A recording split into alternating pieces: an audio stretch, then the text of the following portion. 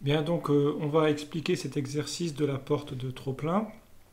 Donc on considère une porte qui est identifiée ici et qui en fait bloque le passage euh, de l'eau ici. En fait, l'idée de la première question, c'est que, alors je reprends un petit peu l'exercice, donc on suppose que la pression dans l'air est uniforme égale à P0. Il y a différentes notations, différentes hauteurs h qui sont identifiées dans l'exercice. On prend un axe z vers le haut, on pourra prendre l'origine au niveau du point O. Et on y a, bon, c'est pas précisé, mais il y a une dimension transversale du système, donc perpendiculairement à la feuille, qui fait D. Donc là, il y a une distance D. Voilà, donc le dispositif est identique par translation sur une longueur D selon UY, qui n'est pas représenté ici. Et on va supposer une orientation positive comme dans le sens trigo tel qu'indiqué ici. Alors l'idée c'est que si la hauteur h d'eau augmente, eh bien dans ce cas-là, l'action, en fait, la pression va augmenter dans cette zone-ci, hein, parce que si la hauteur d'eau augmente, forcément la pression dans l'eau va augmenter. Ce qui va augmenter la force qui est exercée par l'eau sur la porte et va contribuer à faire basculer la porte et à ouvrir la porte. C'est l'idée de l'exercice. La question qui se pose, en fait, c'est à partir de quelle hauteur h la porte peut basculer. Donc pour ceci, commençons déjà à identifier rapidement les forces présentes. Alors quelles sont les forces présentes? Eh bien, vous avez l'action, donc c'est bien sûr le poids de la porte, hein, la porte enfin, qui est le dispositif AOB, disons, représenté ici. Vous avez les forces de pression. Alors les forces de pression sont en fait multiples. Les forces de pression, vous avez l'action de l'eau sur la partie OA' et la partie OB. Donc en fait ici et puis là. Et puis il y a l'action de l'air qu'il ne faut pas oublier sur les portions donc A',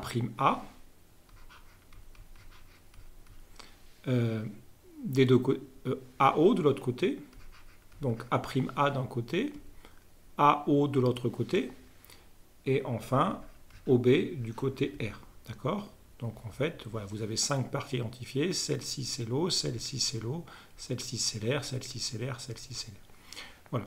Et enfin, alors une force à ne pas oublier, c'est que la porte ne tient pas par enchantement, elle est reliée par une liaison pivot au niveau du point O, donc il y a aussi R, l'action de la liaison. Et c'est cette force qu'il ne faut pas oublier pour faire le bilan, car maintenant, si vous cherchez à étudier l'équilibre de la porte en prenant en compte simplement les forces, ce n'est pas faux, vous pouvez bien sûr dire que les forces vont s'équilibrer à l'équilibre, c'est tout à fait exact, mais R sera une inconnue. Donc vous pouvez poser votre système d'équations, mais vous aurez R comme inconnu, vous ne pourrez pas forcément résoudre simplement ainsi le problème.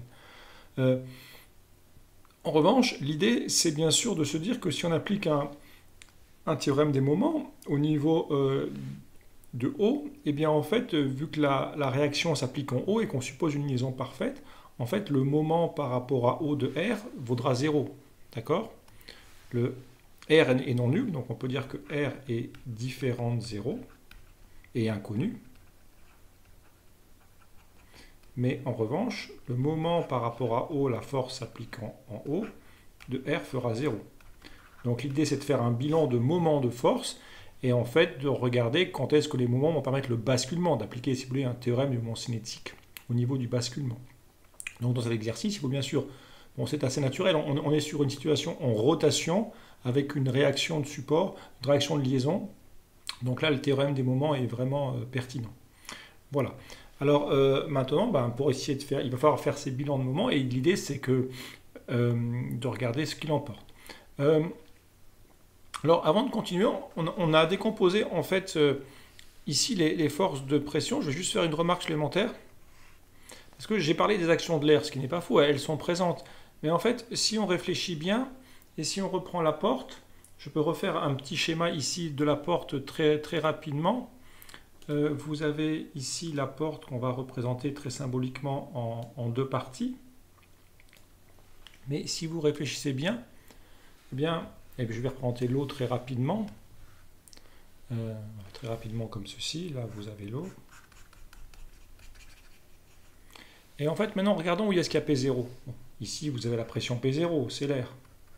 Ici, vous avez la pression P0, c'est l'air. Ici, vous avez la pression P0, c'est l'air. Alors, bien sûr, dans le reste, c'est l'eau. Mais quand on va utiliser, quand on va différer la pression de l'eau, on partira de P0 et on va ajouter quelque chose. Donc, en fait, ici, vous aurez P0 plus, entre guillemets, delta P, la surpression due à l'eau. Et pareil, ici, vous aurez un certain P0 plus le delta P de surpression.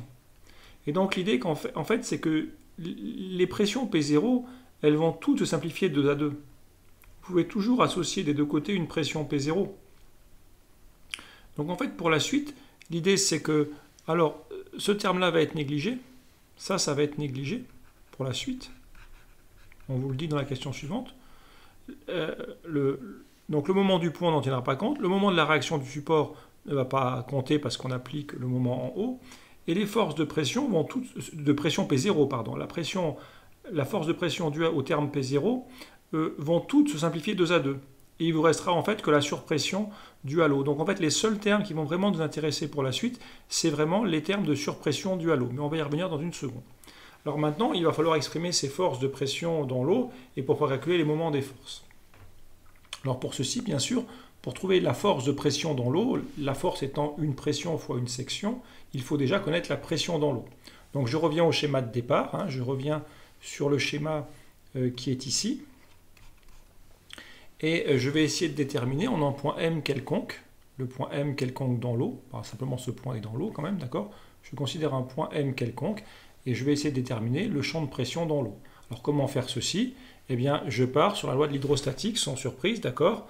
Je suis en statique, d'accord? Et je considère, je sais que le champ de pression dans l'eau, avec un axe UZ orienté vers le haut, on a bien un UZ qui est dirigé vers le haut, d'accord?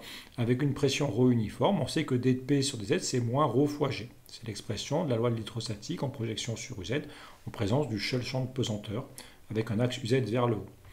Pour un fluide comme l'eau, on peut supposer que ρ est fixé à 1 kg par litre, et G, bien sûr, à l'échelle de la Terre, enfin, du voisinage de la Terre est fixé, et donc je peux écrire que P de Z, eh bien, c'est moins ρ gz, je fais simplement plus une constante.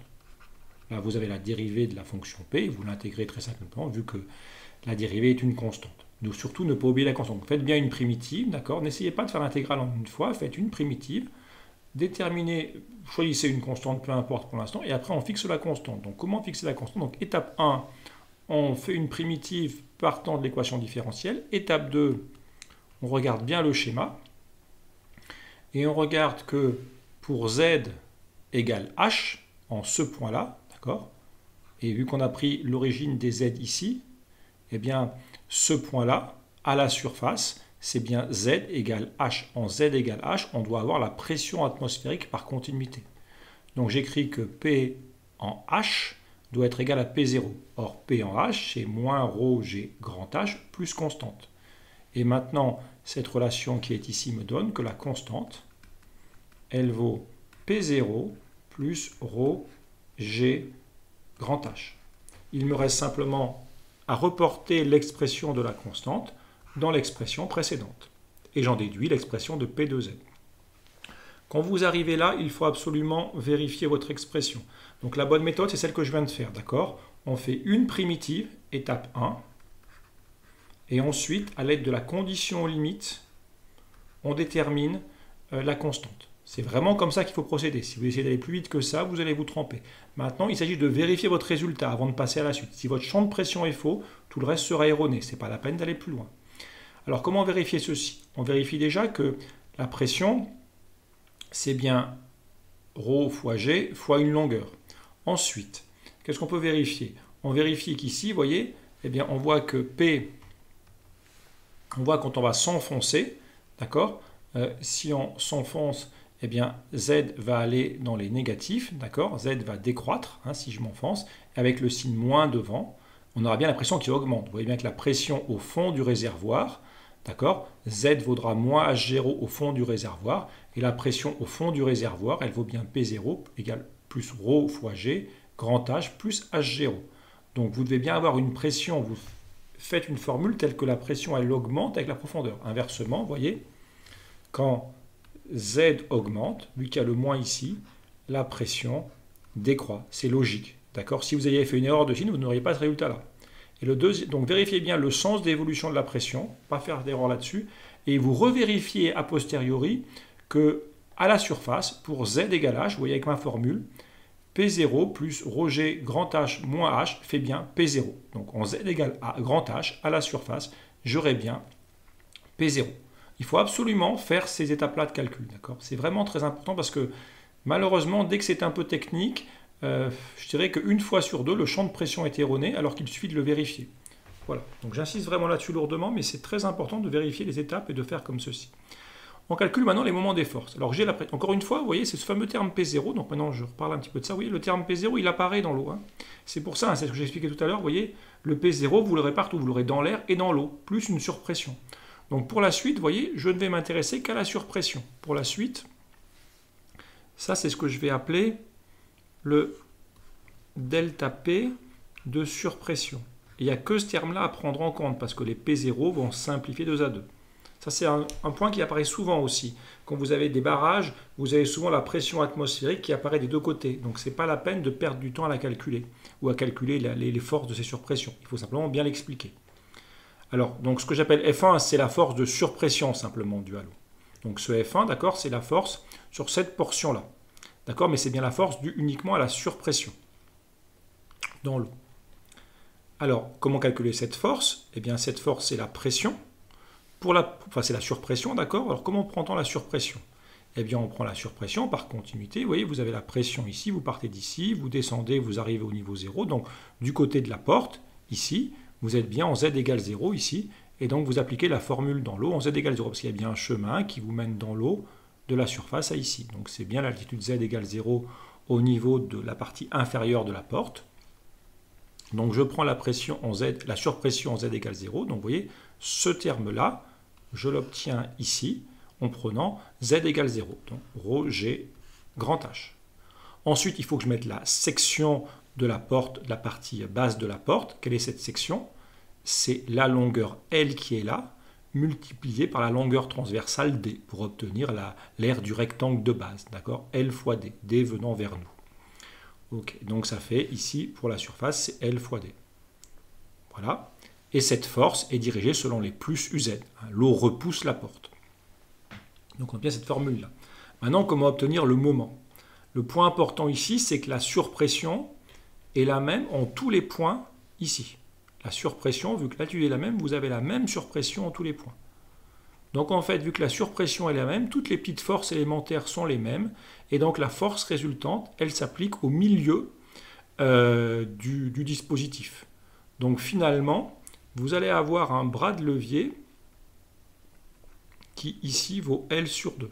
Et qu'est-ce qu'on a au final? On a une force F1, un bras de levier qui vaut L sur 2, et ça va dans les moins, parce qu'évidemment, cette force-là, elle a tendance à tourner, dans cette force-ci, elle a tendance à faire tourner comme ceci. D'accord? Donc c'est bien dans les négatifs. Donc au final, pour le moment de force, comment j'obtiens le moment de force 1? Donc j'appelle ça moment de force en projection sur EY. Eh bien, je prends donc la force que j'avais obtenue. Donc je mets un moins parce que ça va pousser du coup, enfin dans les moins orientés selon l'orientation horaire et non trigo. Donc je prends la force, ρ fois G fois H fois L fois D, et je multiplie par le bras de levier de L sur 2, la force s'appliquant au point au milieu du segment. Et donc il suffit de regrouper les termes, et j'obtiens ρ, G, L, D, ρ, G et D fois H, plutôt comme ça, ρ, G, D et grand H, et le L et le L sur 2 font L carré sur 2, avec le moins bien sûr ici. Donc ça, c'est l'action du moment de l'eau sous la porte. Voilà. Bien, je continue maintenant avec le deuxième moment, le moment qui est associé à l'action de l'eau latérale ici. Alors là, ça va être plus compliqué pour la raison suivante, c'est qu'en fait, la pression n'est pas uniforme. La pression n'étant pas uniforme, ici elle dépend de Z, les différentes forces élémentaires vont dépendre de la hauteur. Et donc, a priori, la force ne s'applique pas au milieu de OA'. Va falloir calculer les moments de force élémentaires et les sommer un par un. Donc pour faire ceci, on va commencer par évaluer, alors j'ai refait un petit schéma ici, je vais considérer un petit élément du mur, d'accord, à l'altitude Z quelconque, situé entre Z et Z plus Z, et par contre, dans la direction perpendiculaire, j'ai la distance D. Cette force élémentaire delta F2, elle vaut la surpression au point Z, je m'intéresse toujours uniquement à la surpression, et pour la surface, c'est une surface dz qui vaut la distance d dans la direction transversale fois l'épaisseur dz. Donc pour l'élément de surface, ça fait d fois dz. Sur y, je peux intégrer déjà, de faire directement la longueur d parce que la pression ne varie pas avec y. Et donc delta p en z, en tout cas la surpression delta p en z, je reprends la formule qui est ici. Donc uniquement le terme de surpression que j'applique bien en Z, donc ρ fois G, facteur de H moins Z. Donc là, je prends bien le terme, d'accord, et je prends l'élément de surface, la distance latérale, fois l'élément de longueur, selon l'élément dz, selon Z. Voilà. Et là, c'est ce que j'explique de façon importante, d'accord, c'est que le delta F2 dépendant de Z, vous ne pouvez pas dire que la force s'applique. L'idée, c'est qu'en fait, si je fais encore un petit schéma, complète le schéma, vu que la pression augmente avec la profondeur, vous allez avoir quelque chose comme ceci, où, si vous voulez, les forces de pression sont plus importantes vers le bas qu'au niveau du haut, et en conséquence, là, on comprend bien que les forces qui sont au bas du barrage, elles vont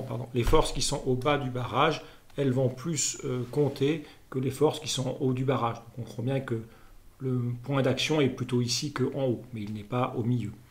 Donc ici, ce que je fais, je reprends donc mon point quelconque, je reconsidère le point quelconque, et pour ce point quelconque, je fais donc la force élémentaire delta F2 fois le bras de levier, la longueur Z. D'accord? Donc ça me fait Z qui est ici, fois la force élémentaire, delta F2, et je mets un plus. Pourquoi je mets un plus? Eh bien parce que cette force-là, elle contribue bien à faire tourner dans le sens plus. Et ça, c'est bien la composante, ce n'est pas le moment, c'est bien la composante du moment selon Y avec un plus, donc avec la formule du bras de levier. Et pour trouver le moment total, donc le M2 par rapport à OY, il va falloir se faire l'intégrale, d'accord, de Z égale 0 jusqu'à grand H, c'est-à-dire la somme de tous les moments élémentaires, ρ, G, petit d, facteur de HZ moins Z carré, dz. Et j'intègre, donc je sors ce qui ne dépend pas de Z, ρ, G, d. Je cherche directement l'intégrale. Donc en fait, ici, la primitive sera donc H fois, donc on a Z dz, ça fait H carré sur, ça fait, excusez-moi, ça je vais un peu trop vite, j'ai voulu tout faire en une fois, ça fait Z carré sur 2, et l'autre terme c'est moins Z carré dz, donc moins Z3 sur 3, calculé entre 0 et grand H. C'est-à-dire ρ, G fois D, la valeur en 0 fait 0 dans les deux cas, H3 sur 2, moins H3 sur 3, et si vous faites 1 demi moins 1 tiers, ça vous fera 1 sixième. Donc ρ, G, D, H puissance 3 fois sur 1 sixième. Voilà. Donc voilà pour le résultat.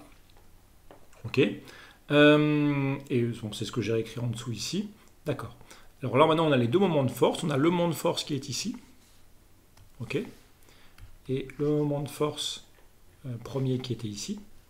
Encore une fois, il y a l'action de l'air, vu que les pressions P0 se simplifient 2 à 2, ça simplifie, on a négligé le poids, et la réaction du support, elle est en 0. Et maintenant, je dis qu'à la limite du basculement, enfin, ça va basculer quand le moment 2 va l'emporter sur le moment 1. Le moment 2 finira toujours par l'emporter, parce que ce moment 1 étant H, alors que l'autre moment est en h puissance 3, donc forcément quand la hauteur augmente, forcément que le moment 2 va forcément finir par l'emporter. Et donc on cherche l'égalité en valeur absolue. Voilà, on se place à la limite du basculement lorsqu'il y a égalité en valeur absolue des deux moments de force. Et donc j'égalise les deux termes que j'ai écrits précédemment. Les simplifications s'opèrent immédiatement. La masse volumique de l'eau, le champ de pesanteur terrestre, la distance transversale qui nous a servi que de façon transitoire.